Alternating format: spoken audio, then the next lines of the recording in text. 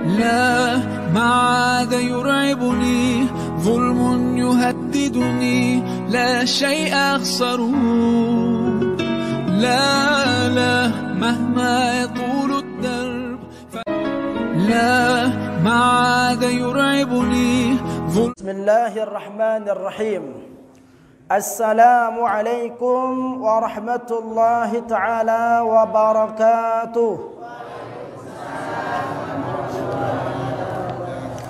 الحمد لله رب العالمين وبه نستعين على أمور الدنيا والدين والصلاة والسلام على أشرف الأنبياء والمرسلين سيدنا ومولانا محمد وعلى آله وأصحابه أجمعين أما بعد.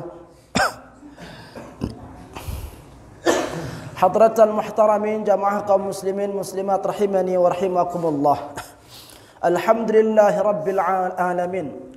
Mengawali kajian kita pada malam hari ini seperti biasa yang mengajak kepada kita semua untuk senantiasa bersyukur kepada Allah Subhanahu wa taala seraya mengucapkan kalimat alhamdulillahi rabbil alamin.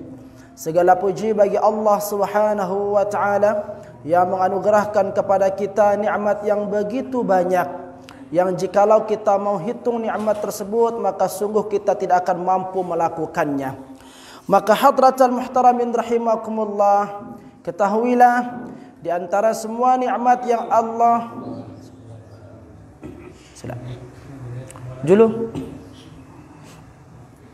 di antara semua nikmat yang Allah anugerahkan kepada kita, dua nikmat yang sering membuat manusia menjadi lupa terperdaya. Nikmat yang dua itu ialah nikmatus sihah wa nikmatul faragh, nikmat kesehatan, nikmat kesempatan. Maka berbahagialah hadratal muhtaramin rahimakumullah orang-orang yang menyisihkan dari usia yang diberikan oleh Allah Subhanahu wa taala untuk menghadiri majlis ilmu. Berbahagialah orang-orang yang dititipkan kesehatan oleh Allah Subhanahu wa taala, dimanfaatkan untuk melakukan segala sesuatu yang menjadikan dirinya dekat akan Allah Subhanahu wa taala. Maka semoga kehadiran kita pada malam hari ini kita mohon kepada Allah Subhanahu wa taala semoga mampu menjadi penyebab Allah Subhanahu wa taala memuliakan kita dan menjadikan kita sebagai manusia yang mendapatkan kebahagiaan kemuliaan baik di kehidupan dunia terlebih di kehidupan akhirat kelak. Salawat beserta salam semoga senantiasa tercurah kepada junjungan kita Nabi besar Muhammad sallallahu alaihi wasallam, manusia yang menebar rahmat yang dihadiahkan bagi seluruh umat, yang dimana manusia yang mulia ini kelak akan mampu memberikan syafaat pada hari akhirat. Maka senantiasalah kita melantunkan salawat kepada baginda Rasul sallallahu alaihi wasallam dengan ucapan Allahumma salli ala sayyidina Muhammad wa ala ali sayyidina Muhammad. Karena sungguh salah satu bukti cinta seseorang kepada Rasulnya yaitu dengan banyak menyebut namanya, banyak berselawat kepadanya. Dan dengan banyak berselawat kepadanya akan menjadikan diri kita dicintai oleh baginda Rasul sallallahu alaihi wasallam. Dan orang-orang yang mendapatkan cintanya Rasulullah sallallahu alaihi wasallam, maka sesungguhnya tentu jaminan kebahagiaan dan kelak berhak mendapatkan syafaatnya. Namun hadratal muhtaramin rahimakumullah, jangan lupa kita mohon kepada Allah Subhanahu wa taala semoga dari setiap lantunan salawat yang kita selawatkan kepada baginda Rasul sallallahu alaihi wasallam semoga mampu menjadi penyebab kita dikumpulkan bersama baginda Rasul sallallahu alaihi wasallam di dalam syurganya kelak. Amin ya rabbal alamin. Hadratal muhtaramin rahimani wa rahimakumullah, tanpa terasa sekarang kita berada di penghujung Dzulqa'dah, yang artinya sebentar lagi kita akan memasuki bulan Dzulhijjah. Dzulqa'dah, Dzulhijjah merupakan di antara bulan yang Allah Subhanahu wa taala muliakan, yang mendapatkan julukan bulan hurum. bulan hurum, bulan yang dimuliakan oleh Allah Subhanahu wa taala. Ya. Dulu orang-orang kafir memuliakan juga bulan Dzulhijjah, memuliakan juga bulan-bulan hurum, Dzulqa'dah termasuk di antaranya. Ya. Dengan cara apa? Dengan cara mereka tidak melakukan peperangan pada bulan-bulan yang diharamkan, yang dimuliakan oleh Allah Subhanahu wa taala. Sehingga tertuang dalam Al-Qur'an, ya, dikatakan yas'alunaka 'anil qitalin fih. Ya. Ketika ditanya bagaimana hukum berperang, membunuh pada bulan Dzulhijjah yang termasuk di antara bulan hurum, apa lanjutan ayat tersebut? Qul qitalun fihi kabir. Ya. Maka berperang, membunuh pada bulan tersebut hukumnya adalah dosa besar.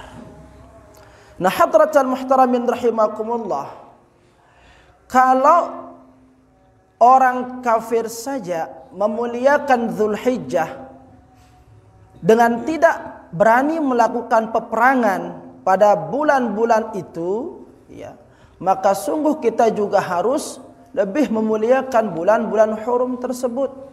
Dengan cara apa? Berusaha sekuat tenaga kita untuk menghindarkan diri kita dari segala sesuatu yang berpotensi mendatangkan dosa di hadapan Allah Subhanahu wa taala. Ya. Maka dari sekecil apapun potensi dosa itu, hendaklah untuk kita hindarkan diri kita. Kalau berperang itu besar, ya. Kalau berperang itu besar, maka kita mulai dari perkara-perkara kecil, hadratal muhtaramin rahimakumullah, dengan menjaga lisan kita dari mengeluarkan segala macam bentuk perkataan yang sekiranya akan menyakiti hati orang. Menjaga tangan kita, menjaga kaki kita, menjaga semua anggota tubuh kita dari segala sesuatu yang berpotensi mendatangkan dosa. Ya. Ini salah satu cara kita, hadratal muhtaramin rahimakumullah, memuliakan bulan Dzulhijjah, bulan yang akan datang ini. Ya. Begitu mulianya bulan Dzulhijjah, hadratal muhtaramin rahimakumullah, sampai-sampai Allah Subhanahu wa taala bersumpah dengannya. Ya, tepatnya pada surat Al-Fajr. Wal fajri walayalin ashri wasyaf'i wal watri. Ya. Demi waktu fajar, walayalin ashr, dan demi waktu yang 10, demi hari yang 10. Sebagian ulama sepakat, ya, menafsirkan makna hari malam yang 10 di sini itu ialah 10 hari pertama bulan Dzulhijjah. Wasyaf'i wal watr, dan demi hari yang genap dan hari yang ganjil. Maksudnya di sini itu ialah tanggal 9, tanggal 10 Dzulhijjah. Nah, hadratal muhtaramin rahimakumullah, maka tentu sesuatu yang dijadikan sumpah oleh Allah Subhanahu wa taala pasti memiliki keutamaan atau kelebihan yang tidak terdapat pada bulan-bulan yang lain. Ya. Maka kalau Ramadan itu menjadi sayyidus syuhur, penghulu daripada bulan, maka ketahuilah Dzulhijjah adalah salah satu bulan yang dimana hari-harinya ketika kita melakukan perbuatan baik di sana paling afdal.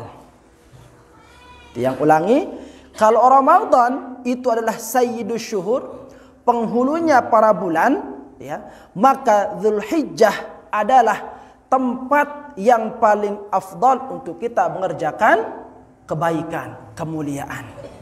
Ya.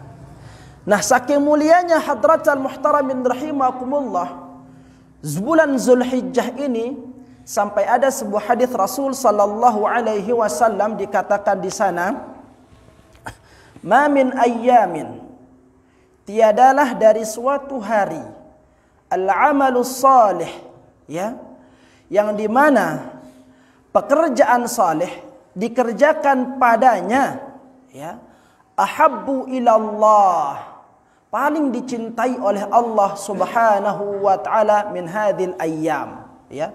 Tidak akan kita temukan pekerjaan saleh yang paling dicintai oleh Allah Subhanahu wa taala kecuali hari-hari 10 hari pertama bulan Dzulhijjah itu. Ya. Tiadalah pekerjaan saleh yang ketika dikerjakan Allah Subhanahu wa taala lebih cintai pekerjaan itu, ya, kecuali itu dilakukan pada 10 hari pertama bulan Dzulhijjah. Maka intiplah 10 pertama bulan Dzulhijjah ini hadratal muhtaramin rahimakumullah. 10 hari pertama bulan Dzulhijjah, ya, yang tentunya kita mohon kepada Allah semoga Allah memanjangkan usia kita untuk bisa berjumpa padanya, ya. Nah, saking mulianya, karena Rasul sallallahu alaihi wasallam mengatakan, "Dena ara pegawian soleh si paling nademenang si Allah Subhanahu wa taala kecuali dikerjakan pada 10 hari pertama bulan Dzulhijjah." Para sahabat bertanya, "Ya Rasulullah, walal jihadu fi sabilillah?" Bagaimana dengan berjihad di jalan Allah? Apakah belum sebanding dengan amalan soleh yang dikerjakan pada 10 hari pertama bulan Dzulhijjah? Apa jawaban Rasulullah? Walal jihadu fi sabilillah. Jihad di jalan Allah juga tidak bisa atau belum mampu menandingi atau menyeimbangi daripada keutamaan amalan soleh yang dikerjakan pada 10 hari pertama bulan Dzulhijjah. Illa, lanjutan hadis tersebut, ya Rasulullah katakan illa, kecuali amalan yang hanya bisa menyeimbangi, ya, pahala atau keutamaan lekan 10 hari pertama bulan Dzulhijjah dikatakan illa rajulun, kecuali seseorang kharaja, ya, min baitihi, orang yang keluar dari rumahnya, ya, binafsihi wa malihi, dia keluar dari rumahnya berjihad di jalan Allah Subhanahu wa taala, mengeluarkan jiwanya, mengeluarkan raganya dan mengeluarkan seluruh hartanya, falam yarji', dan tidak ada yang kembali dari keduanya, falam yarji' bidzalika, tidak ada yang kembali dari itu. Apa yang dari itu maksudnya? Tidak ada yang kembali dari jiwanya dan hartanya.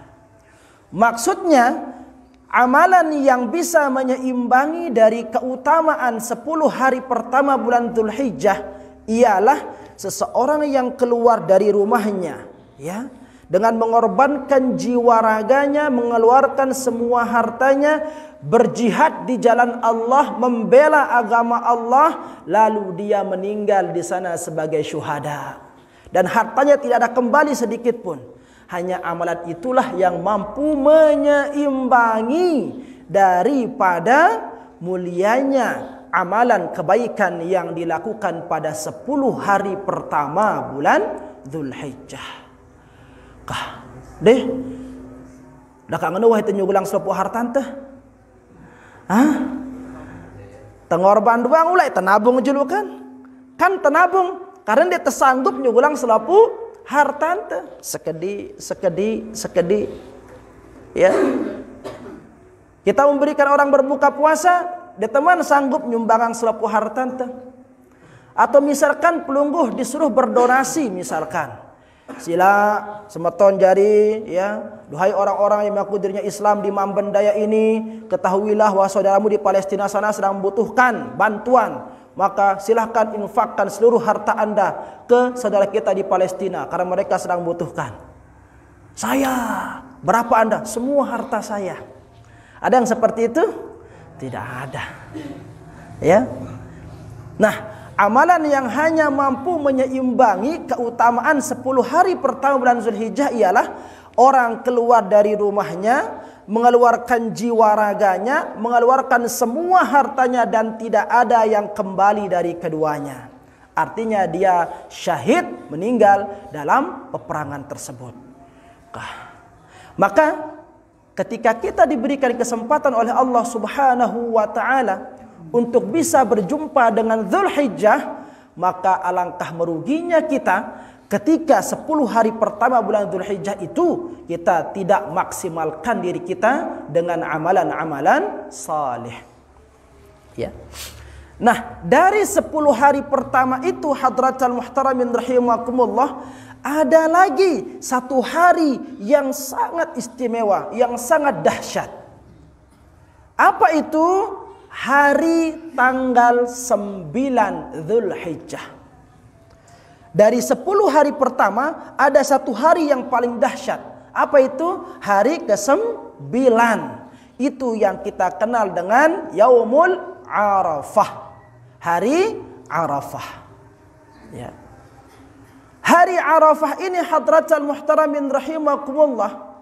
Ya. Rasulullah sallallahu alaihi wasallam katakan, barang siapa yang berpuasa jelo tanggal 9 Dzulhijjah itu, ketika para jamaah haji berkumpul di padang Arafah melaksanakan wukuf, di sana kita berpuasa, maka pahalanya ialah yukaffirus sanatal madiyah wal baqiyah. Ya.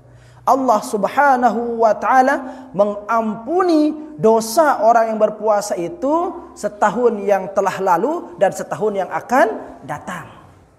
2 tahun gina gugurang dosa anta hadratal muhtaramin rahimakumullah. Ya. Dari keutamaan puasa sejelo oleh bulan Dzulhijjah, yaitu pada tanggal 9 itu. Ya. Maka hadratal muhtaramin rahimakumullah, lamun tersadar diri te ini manusia, si aran manusia ini balen salah balen lupa, ya, maka tentu kita akan semangat menyambut datangnya Dzulhijjah ini. Bagaimana tidak? Setahun dosa kita, setahun usia kita berpotensi melakukan dosa, Allah berpeluang ya untuk memberikan peluang kepada kita untuk diampuni sehari pada tanggal 9 Dzulhijjah itu. Ya. Da kangano ara lian terita sini boleh dosa? Denara. Ketika ada orang yang mengatakan saya tidak pernah melakukan dosa, maka ketika seseorang itu mengatakan dirinya tidak pernah melakukan dosa, pada saat dia mengatakan hal yang seperti itulah dia sedang melakukan dosa. Jangankan model-model itu, ina kangkung ama kangkung, ya. Abul Bashar, Nabi Allah Adam alaihi salam, nabi pertama, rasul pertama, manusia pertama yang Allah jadikan, juga pernah melakukan dosa. Allah katakan wala taqraba hadhihi syajarah, duhai Adam bersama istrimu Hawa, jangan sekali-kali dekati pohon ini. Tetapi yang dilakukan oleh Nabi Allah Adam beserta istrinya bukan hanya mendekati saja, tetapi lebih daripada larangan itu. Coba, Nabi, Rasul melakukan dosa. Nabi Allah Yunus juga seperti itu. Ya, Nabi-Nabi Rasul yang lain juga seperti itu. Berpeluang melakukan dosa. Dia pernah melakukan dosa, apalagi model itu. Ya. Bukan Nabi kita ini, bukan Rasul. Papu balo te dengan tua te dinara jadi Nabi, dinara jadi Rasul. Terus ampo te onoh-onoh marandiri te dia Tuhan gawe dosa. Nah, ini keliru ini. Jangan-jangan ada Fir'aun modern yang seperti ini. Ya. Nah, ini dia hadratan muhtaramin rahimakumullah. Ya. Maka kalau kita sadar bahwa diri kita ini adalah makhluk yang bergelimangan dengan dosa, dari bangun tidur sampai tidur lagi, seperti lagunya Mbah Surip, ya, berpeluang sebagai dosa, maka tebuslah semua kesalahan itu dengan melakukan ibadah puasa pada tanggal 9 Dzulhijjah. Ya. Ini keutamaan puasa Yaumul Arafah. Nah, sebelum Yaumul Arafah itu, tepatnya pada tanggal 8 Dzulhijjah, itu namanya ada Yaumut Tarwiyah. Si haji pasti nau aran tarwiyah, hari tarwiyah. Hari tarwiyah itu 1 hari sebelum orang wukuf di Arafah. Dia berjalan dari penginapannya menuju Mina, ya. Nanti terus keesokan harinya baru berjalan menuju Arafah untuk wukuf. Nah, pada tanggal 8 itu disebut dengan hari tarwiyah. Kalau hari tarwiyah keutamaannya ialah, ya, barang siapa yang berpuasa pada hari tarwiyah tersebut, maka Allah akan mengampunkan dosanya 1 tahun saja. 1 tahun. Kalau hari Arafah 2 tahun. 1 tahun yang telah lewat, 1 tahun yang akan datang. Lalu lantas jangan salah tafsir, ya. Wahadir le pengajian majelis ta'lim Diaul Haq pas jelo kesiwa bulan Zulhijjah setelah hari ke-9 nyumpa terus pegawaian setahun full nyumpa. Perbuatan zalim terus. Pokoknya pegawaian jahat ini gawe ne. Kan dengan yang konda. Lai jahalim dah girang datang majelis ta'lim kita ida. Ya. Justru dia ngapak-ngapak dum-duang pegawai anda. Laik dengan sita dia teman nutup pengajian ingat te arah hadis ajar ni te si ustaz te. Apa katna? Lamun terpuasa tanggal siwa Zulhijjah, Allah mengampuni dosa kita setahun yang lalu sama setahun yang akan datang. Malaikat masih ngotang sama saya 1 tahun. Ya. Jadi bukan itu maknanya hadratal muhtaramin rahimakumullah. Ya. Bukan berarti setelah kita berpuasa pada tanggal 9 lalu kita seenak dewe melakukan dosa terus sepanjang tahun berikutnya. Jangan. Kan sang kuada enggak dosa, ya masih gratis 1 tahun yang lalu. Lalu malah terpuasa tanggal siwa, malah gratis tahun yang akan datang. Jadi tahun ibadah tanggal siwa itu doang tahun ibadah. Selebihnya apa? Maksiat terus bukan, ya. Jadi cara Allah Subhanahu wa taala mengampuni dosa seorang hamba, ya, yang belum dilakukan itu dengan cara apa? Dengan cara menjaga, menghindarkan hamba tersebut dari segala macam bentuk potensi peluang dosa. Gitu cara Allah mengampuni dosa kita. Jaga ni tekah, ya. Artinya apa? Sere pacu tenjaga diri te. Sere soleh tengadok diri te, ya. Nah, ini hadratal muhtaramin rahimakumullah. Maka berbahagialah hadratal muhtaramin rahimakumullah, ya, bagi kita yang Allah anugerahkan usia yang panjang sehingga nanti bisa berjumpa dengan bulan Zulhijjah. Maka tibalah kita pada kajian kita, ya, masih dalam pembahasan kurban. Pembahasan kurban, ya, si mau kitab bisa dibuka kitabnya halaman 62. Halaman 62. Pada pertemuan-pertemuan yang lalu kita telah membahas tentang apa itu kurban, ya. Apa saja hewan yang boleh dikurbankan, bagaimana syarat ketentuan binatang kurban itu. Sudah kita bahas pada pertemuan yang lalu.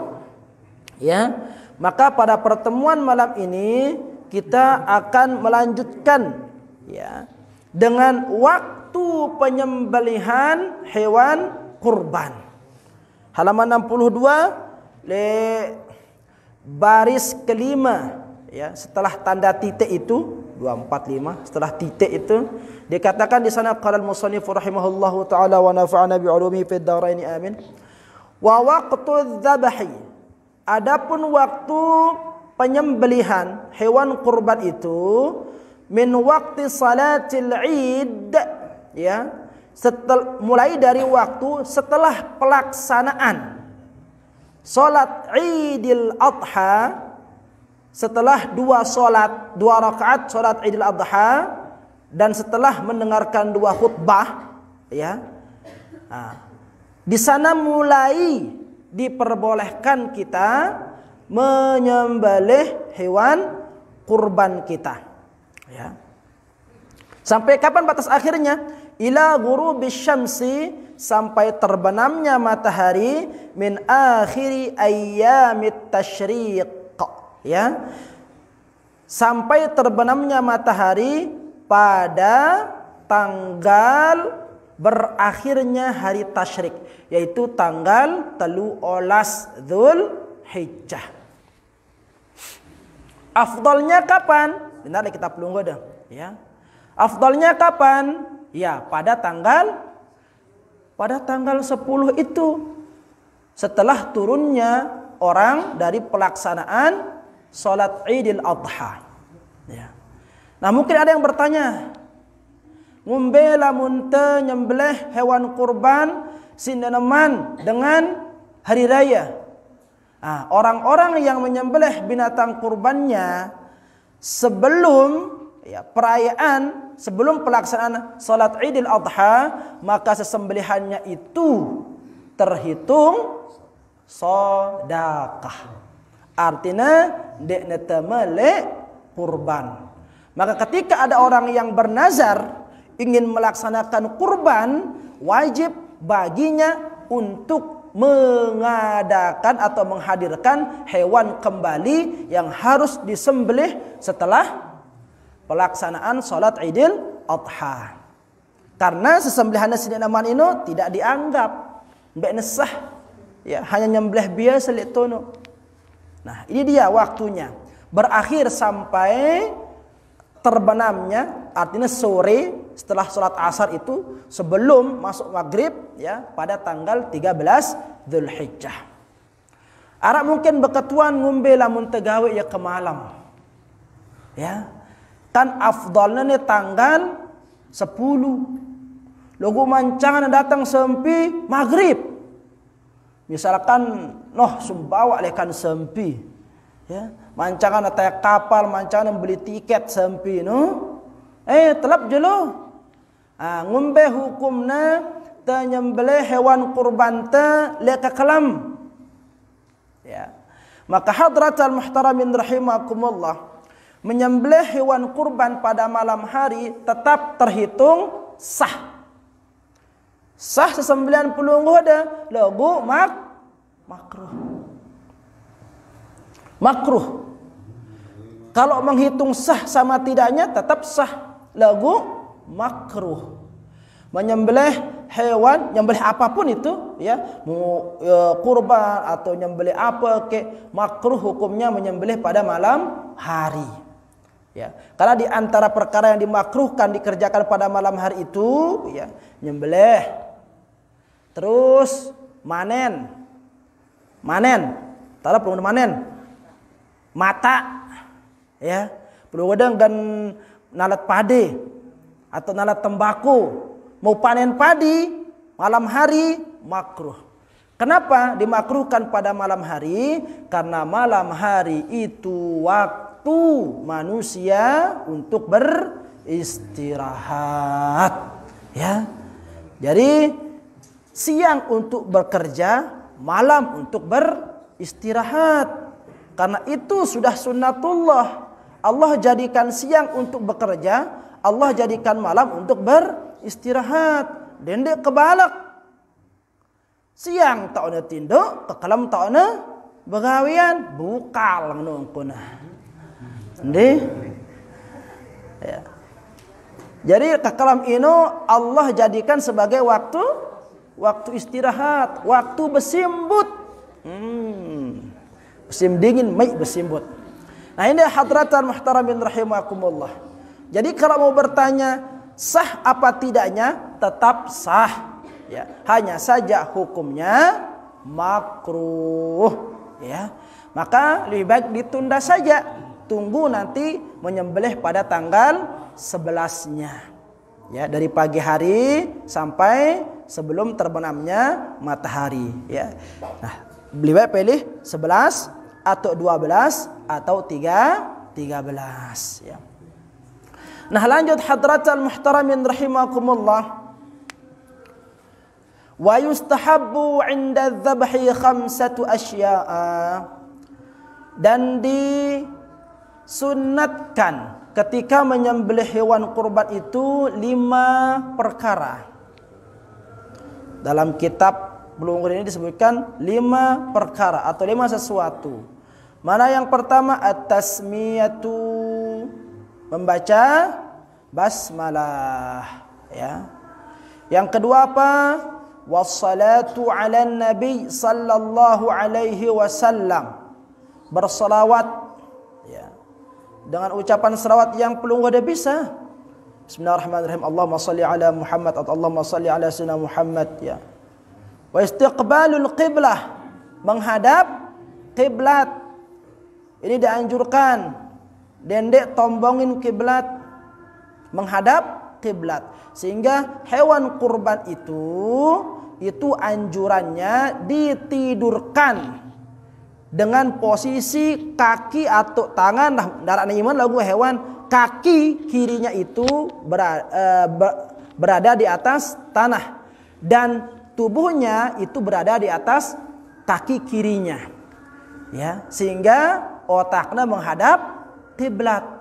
Lawan bersemamban andang baratang, ya, sehingga kaki kirinya bertumpu di tanah jadi bawah. Nah, maka lamun andang barat hewan itu otaknya otomatis andang daya, ya, andang daya nang kiblat. Nah, ini dia sunnahnya hadratul muhtaramin rahimakumullah. Dan pelungguh yang nyembelih juga harus menghadap kiblat. Artinya lekan mudin otak hewan ini. Dendek lekan juluna berarti tungkan dek kiblat. Lekan mudin otak berarti pelungguh memiliki posisi lau otak hewan, ya.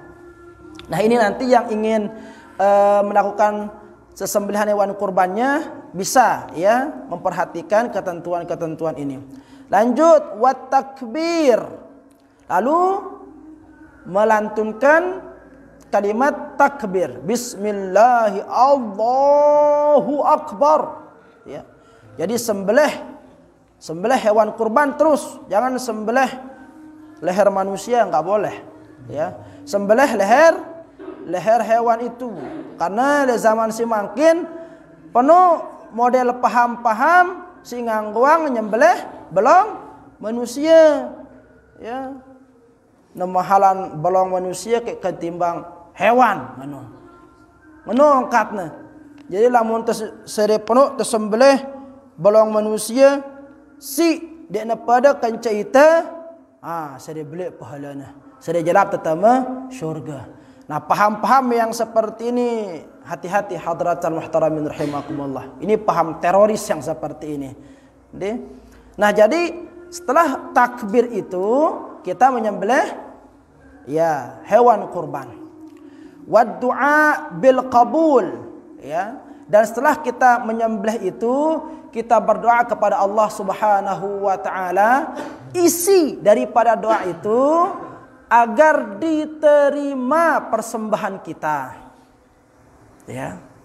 Makanya kita berdoa, Allahumma hadza minka wa ilaika fataqabbal, ya.